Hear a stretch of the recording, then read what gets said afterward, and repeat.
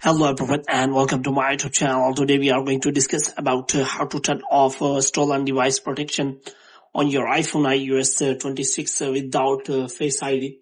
For example, if you try to change the passcode, any password on your iPhone iOS 26, and it will ask for your stolen device protection or security delay on your iPhone iOS 26. So how you can toggle this? For this, what you have to do, you have simply watch this video completely.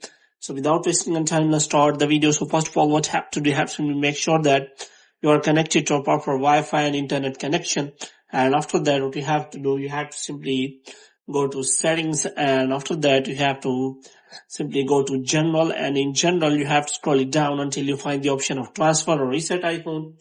And here you have to simply click on reset, and you have to reset all of your network settings. And after resetting all of your network settings, you have to simply go back. Now what you have to do, you have to simply go to settings again, and this time you have to look for the Face ID and passcode, and you have to make sure that you remember your passcode. And after providing the passcode, you have to look for the stolen device protection.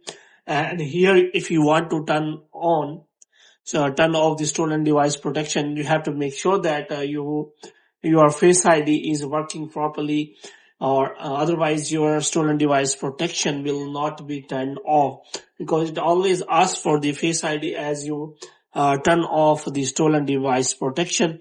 Then if you want to turn off the stolen device protection, you have to provide your Face ID. If it is not working well, your Face ID, then you have to make sure that you repair your Face ID, or you try to change your Face ID, and after that you try with another attempt, so that you can simply turn off the stolen device protection. As your stolen device protection is on, your Face ID will also not be changed. So you have to make sure about that before turning on the Face ID. So you have to make sure that before using the Face ID, you can simply turn off the Face ID if you do not want to use it. So here is options available.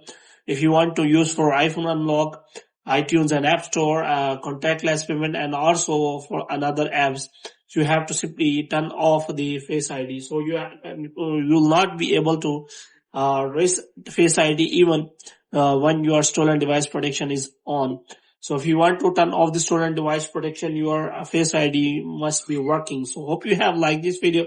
If you get more videos like these, you can subscribe our channel.